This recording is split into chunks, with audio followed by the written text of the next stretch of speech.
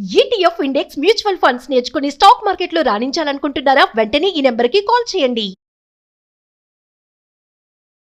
నమస్తే, welcome back to Suman T. Present మనతో పాటు ఉన్నారు public speaker, motivational speaker, family counsellor Rajani Ramma గారు. నమస్తే మ్యామ్. నమస్తే నవీన. మేడం, ఈ మధ్య కాలంలో మనము చాలా వీడియోలో మాట్లాడుకున్నాం ఇల్లీగల్ అఫైర్స్, వివాహేతర సంబంధాలు పెట్టుకొని కుటుంబాన్ని విచ్ఛిన్నం చేసుకుంటున్నారు, అటు ఆ మహిళలే కానీ పురుషులే కానీ. మరి రీసెంట్గా జహీరాబాద్ జరిగిన సంఘటన చూసుకుంటే, మరి లవ్వర్తో భార్య వెళ్ళిపోయిందని చెప్పేసి ఆ భర్త ఆమెని నడి రోడ్డు పైన మరి చంపేయడం అనేది మనం చూసాము. అంటే ఇక్కడ భర్త మంచివాడు అనుకోవాలా? మరి మహిళలు కూడా ఎందుకు ఇంత ఇలా తయారవుతున్నారు? అంటే కుటుంబం కానీ, పరువు కానీ, పిల్లలు కానీ, బాధ్యత కానీ ఇవేమి గుర్తు రావట్లేదా వీళ్ళకి? అలా వేరే వాళ్ళతో పెళ్ళి అయ్యాక వెళ్ళిపోవడం అనేది అసలు మరి దీన్ని ఎలా చూడాలంటారు? రోజు రోజుకి ఇలాంటివన్నీ కూడా పెరిగిపోతున్నాయి. మరి దీనికి పరిష్కారాలు లేవా? ఇక్కడ ఎక్కడ తప్పు జరుగుతుంది అంటే ఎక్కడ అనేది స్పెసిఫిక్గా చెప్పలేము. వాళ్ళ మ్యారిటల్ లైఫ్లో రన్నింగ్లో ఏమేమి జరుగుతున్నాయో వాళ్ళిద్దరికీ తెలుస్తుంది. ఇప్పుడు ఆ అబ్బాయి ఇట్లా చంపేశాడు కదా నడి రోడ్లో, జహీరాబాద్ కేసులో. మరి ఇప్పుడు అబ్బాయిని అరెస్ట్ చేస్తారు, ఎంక్వైరీ చేస్తారు, మరి ఇంట్రాగేషన్ ఇవన్నీ ఉంటాయి, అక్కడ తేలాలి. ఇప్పుడు పోలీసుల ముందే చంపేశాడు అంటే, అందరికీ తెలుస్తూ ఉండగానే చంపేశాడు అని అంటే నిజానిజాలు కూడా చెప్పాలి. అట్లానే చెప్పాలి, ఎందుకు చంపావు ఇంత దారుణంగా. పోలీసులు కూడా భయపడతారు కదా. ఆ కత్తితో దాడి చేస్తుంటే వాళ్ళకి ఎక్కడ తగులుతుందని కొంచెం చెల్లాచెదరైపోయారు ముందే. మళ్ళీ ఇప్పుడు మనిషి ఏ ఉద్యోగం అయినా ప్రాణభయం అనేది ఉంటుంది కదా, ఏ డిపార్ట్మెంట్ అయినా ఫస్ట్ ప్రాణాన్ని రక్షించుకోవాలి. సో వాళ్ళు పక్కకి బెదిరిపోయి చెదిరిపోయారు. ఆటోమేటిక్గా వీడేమో పని చేసుకున్నాడు, కానీ అరెస్ట్ అయితే చేశారు వెంటనే. ఇప్పుడు చెప్పాలి, అతను చెప్పాలి ఏంటి, ఇప్పుడు అతని వర్షన్ అతనికి కరెక్ట్, మరి అతను తరఫు వాళ్ళకి వాళ్ళ అబ్బాయిది కరెక్ట్, అలాగే ఈఎంఐ వర్షన్ ఈఎంఐ కరెక్ట్ ఉంటుంది, వాళ్ళు చెప్పేది కరెక్ట్ ఉంటుంది. అది ఏంటనేది మనకి జడ్జిమెంట్ వాళ్ళే చెప్పాలి. ఇది ఇక్కడ అనేకమైనటువంటి కారణాలు ఉంటాయి నవీన కుటుంబంలో. ఇప్పుడు ఈ అమ్మాయికి పిల్లలు ఉన్నారో లేదో మనకు తెలియదు. భర్త అయితే చాలా బాగా చూసుకుంటున్నాను, నీకేం తక్కువ చేశాను, నీకు ఒంట్లో బాగోకపోయినా, నీకు ఏది కావాలన్నా, నీకు ఏ విషయంలో తీసుకున్నా కూడా చాలా అపురూపంగా అంత ప్రేమ పెట్టాను, తల్లిలాగా చూసుకున్నాను, బిడ్డలాగా చూసుకున్నాను, నేను ఒక తండ్రిలాగా చూసుకున్నాను అంత వాపోతున్నాడు. అంటే అక్కడ నిజాయితీ ఉందని అనిపిస్తుంది. మరి ఈమె ఎందుకు వెళ్ళిపోయింది? అప్పుడు ఎన్ని ఉన్నప్పుడు ఎందుకు వెళ్ళిపోయిందంటే అది కూడా కొంతమందికి నచ్చదు. అతి ప్రేమగా ఉండి దగ్గరగా తిరిగి ఏం కావాలని అస్తమానం అడుగుతూ చుట్టూ తిరిగే భర్తని కూడా ఆడంగితనంగా చూసే ఆడవాళ్ళు ఉన్నారు. అంటే అతిగా ప్రేమించిన తప్పే. వీళ్ళకి అదే చెప్తున్నాను కదా, సూట్ అవ్వట్లేదు వీళ్ళకి. అది అమ్మాయి అవనివ్వండి, అబ్బాయి అవనివ్వండి, ఏది మంచితనానికి పోయినా అది కూడా పనికి రావట్లేదు. చెడ్డగా ఉంటే అయ్యో చెడ్డగా ఉన్నారని ఇళ్ళకి కోడిలాగా కూస్తారు. ఏదైనా తప్పేనా మనుషులకి? అసలు నాకు అర్థం కాదు. దీనికి అంతటికీ కారణాలు ఇందులో కూడా చాలా ఉన్నాయి. ఒకటైతే నేను చెప్తాను, ఇప్పుడు ఈ జనరేషన్ అంటే ఒక 40 years లోపల, 35-40 లోపల వాళ్ళని తీసుకుంటే ఇప్పుడు వీళ్ళకి మొదటి నుంచి కూడా ఆడింది ఆట పాడిందా పాటగా జీవితాలు నడుస్తున్నాయి. అంటే బాగా డబ్బు ఉందా అందరికీ? ఆ డబ్బుగా అది ఇక్కడ కూలీనాలి చేసుకునే వాళ్ళ ఇళ్లలో కూడా పిల్లల్ని చాలా అపురూపంగా చూస్తున్నారు. ఏది కావాలంటే అది ఇచ్చేయడము. ఇప్పుడు నేను చూస్తూ ఉంటాను అక్కడక్కడ కూలి జనాలు బిల్డింగ్ కన్స్ట్రక్షన్స్ దగ్గర వర్క్ చేసేటప్పుడు ఆ పిల్లల చేతుల్లో తినుబండారాల ప్యాకెట్లు. ఒకప్పుడు అలాంటి ప్యాకెట్లు కొనిచ్చే స్తోమత తాహత ఉండేదా వాళ్ళకి? అలాంటి అలవాట్లు ఏమీ ఉండేవి కావు. మరి ఇప్పుడు చూస్తే బాగా ఉన్నవాళ్ళ పిల్లల్లాగానే వీళ్ళు కూడా అన్ని ప్యాకెట్లు కొనుక్కొని తింటున్నారు. వాళ్ళకి కూడా సైకిళ్ళు కొనిస్తున్నారు, వాళ్ళకు కూడా స్కూటర్లు కొనుక్కుంటున్నారు యూత్. ఇంకా చిన్నపిల్లలు అయితే ఈ విధంగా, పెద్ద కొంచెం యూత్ అయితే బండ్లు కొనుక్కోవడము, సెల్ ఫోన్లు ఇలాంటివన్నీ. ఏదీ లేకుండా కూడా వాళ్ళు ఉండట్లా. కూలి చేసుకునే వాళ్ళ అబ్బాయి నాకు సెల్ ఫోన్ కొనిస్తావా లేదా అని పేచీ పెట్టి సూసైడ్ చేసుకున్నాడని మన మధ్య మాట్లాడుకున్నాం. అంటే వాళ్ళ స్తోమత, వాళ్ళ తాహత, వాళ్ళ స్థితిగతులు, వాళ్ళ జీవితాలు వాళ్ళకి అర్థం కాని విధంగా వాళ్ళు పెరుగుతున్నారా? తల్లిదండ్రులు కూలి చేస్తూ వీళ్ళకి ఎన్ని ఇస్తుంటే వాళ్ళకి తెలియటం లేదా? అంటే మేడం, వివాహేతర సంబంధాలకి అంటే మూల కారణము ఓన్లీ సెక్సే అనుకోవచ్చా? దానికోసమేనా ఇవన్నీ? అదే నేను చెప్తున్నా, ఇక్కడ ఇలా పెరగటం వల్ల వాళ్ళకి లైఫ్ మీద అవగాహన ఉండటం లేదు. ఒక సెక్సేనా ఒక సెల్ ఫోనా అని మాట్లాడుకునేది కాదు ఇక్కడ. వాళ్ళ మెదడు ఆ రకంగా ట్యూన్ అయిపోయి ఉందన్నమాట.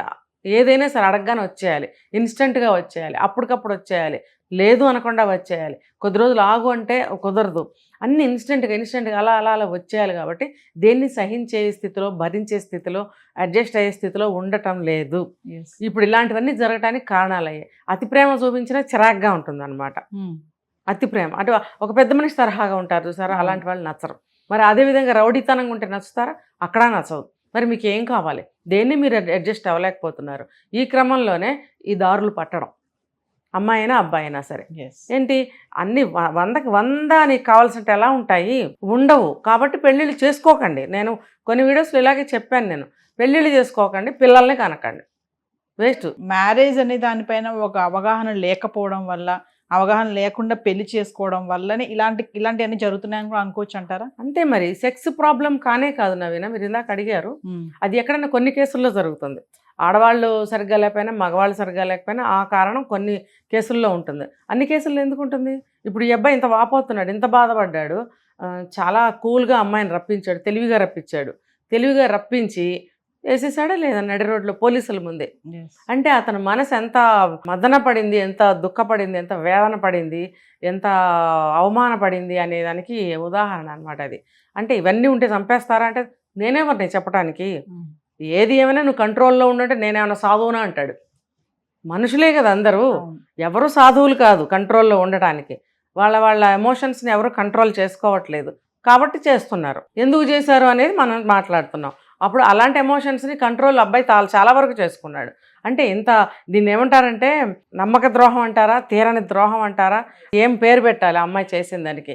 నీకు చిన్న వయసులోనే ఉన్నావు, ఆ అబ్బాయి మంచి భర్తగా ఉన్నాడు, నువ్వు దేనికోసం వెళ్ళిపోతున్నావు? అంత ప్రేమ కావాలంటే అసలు దొరుకుతుందా? దొరికిన దాన్ని దేన్నైనా నిలబెట్టుకోలేకపోతున్నారే. ఒక డబ్బుని నిలబెట్టుకోలేరు, ఒక చదువుని నిలబెట్టుకోలేరు, కెరీర్ నిలబెట్టుకోలేరు, సంసారానికి నిలబెట్టుకోలేరు.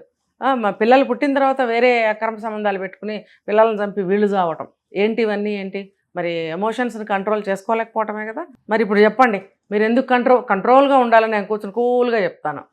మరి ఎవరు కంట్రోల్గా ఉంటున్నారు? ఎవరు ఉండట్లేదు. అంటే ఇక్కడ భర్త ఆ బాధ తట్టుకోలేకపోయాడు, సహించలేకపోయాడు, అంటే మంచి భర్తే అనుకోవచ్చు. ఆ మంచి భర్త చెప్తున్నాడు కదా, రేపు ఎంక్వైరీలో కూడా అవన్నీ వస్తాయి, బయటకు వస్తాయి చూడండి. అబ్బాయి నిజంగా మంచివాడు కాకపోతే అంత బాధపడాడు అతను, అటువంటి మాటలు రావు అతని నోట్లో నుంచి. అంటే ఫైనల్లీ మేడం, అంటే ఇలాంటి ఇన్సిడెంట్స్ ఎన్నో జరుగుతున్నాయి, మనం ఎన్నో మాట్లాడుకుంటున్నాము.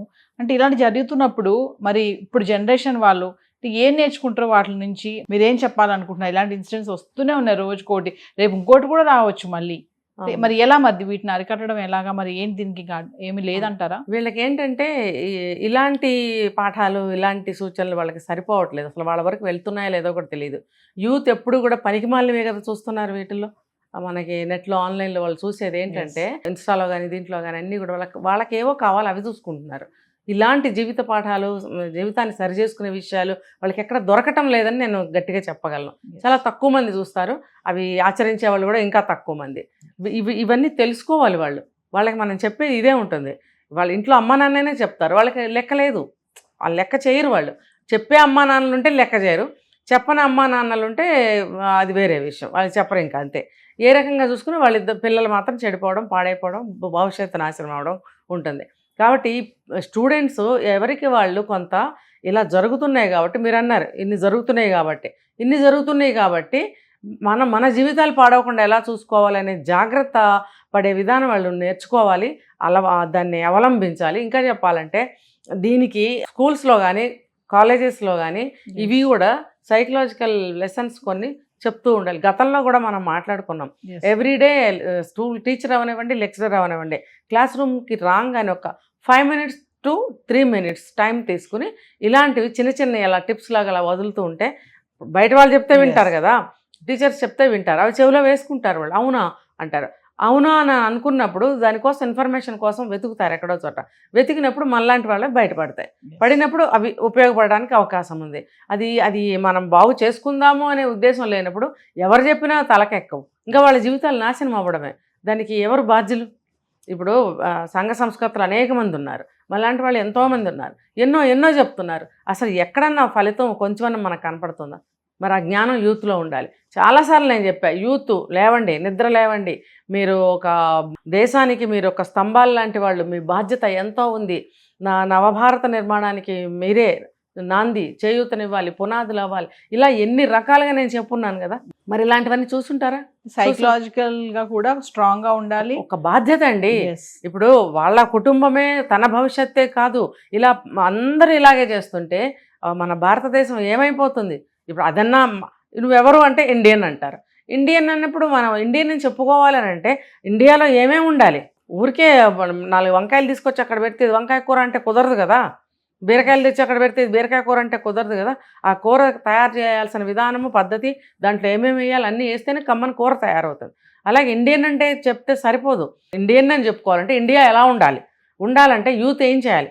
యూత్ మీదే ఉందండి, ఏదైనా యూత్ మీదే ఉంది. కాబట్టి యూత్, ఇప్పుడు మళ్ళీ చెప్తున్నాను, మేల్కోనండి. అదే సమాజ నిర్మాణమే కానీ, నవభారత నిర్మాణమే కానీ ఏదైనా సరే మీ భుజాల మీదే ఉంది. వెనక నుంచి పెద్దవాళ్ళు వాళ్ళ అనుభవాలను మీకు ఒక సపోర్ట్గా ఇస్తూ ఉంటారు. మీరు ఎలా దేశాన్ని బాగు చేయాలి, మీ గల్లీని, మీ ఇంటి పక్కన 2 ఇళ్ళని, వాళ్ళ ఆ ఇంట్లోని పిల్లలనైనా బాగు చేయండి. కనీస బాధ్యత అది ఒక సిటిజన్గా. అప్పుడే కదా ఒక వీధి, ఒక ఊరు, ఒక దేశం అట్లా బాగుపడేది. ఎలా బాగుపడుతుంది అంటే మనం కూడా ఒక సమిధ అవ్వాలి ఆ యజ్ఞంలో. అయినప్పుడే కదా ఆ నిర్మాణానికి ఒక రాయిని ఎత్తే కూలీని అవ్వాలి మనం. అలా అనుకుంటే ప్రతి ఒక్కళ్ళు కూడా ఒక గోడ తయారవుతుంది. ఆ గోడే బలం దేశానికి. ఆ గోడ ఎవరయ్యా అంటే యూత్. అప్పుడే కదా అన్నీ బాగుండేది. ఈ ఆలోచన, ఇలాంటి పాఠాలు ఎవరు చెప్తున్నారు? ఇప్పుడు జెండా వందనం చేస్తే ఎంతో కొంతమంది వస్తున్నారు, పిల్లలు, యూత్. అక్కడ ఇలాంటి స్పీచ్ ఎవరిస్తున్నారు? ఎవరన్నా ఇస్తున్నారా? కనీసం పిలిపించన్నా ఇస్తున్నారా? మరి సమాజం ఎలా బాగుపడుతుందండి? పిల్లలు ఎలా బాగుపడతారు? ముక్కుపచ్చలారని పిల్లలు, ఇంకా వయసు రాని పిల్లలు, వాళ్ళకి సెక్స్ కావాల్సి వస్తుంది. మరి ఇది దారుణం అవునా కాదా? శరీరంలో హార్మోన్లు దాడి అనంటే అది జీవి పుట్టిన దగ్గర నుంచి ఆ మనిషిలో ఆ దాడి జరుగుతూనే ఉంటుంది కదా, ఆనాటి నుంచి ఈనాటి వరకు.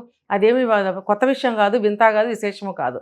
మనం కల్పిస్తున్న అర్థాలు ఇవన్నీ కూడా ఇక్కడ ఇలాంటి విషయాల్లోనే పాఠాల ద్వారా, ఒక స్పీచ్ల ద్వారా కంట్రోల్ని తీసుకురావాలి. మరి అది ఎలా సాధ్యమో మనం ఆలోచించాలి. Thank you.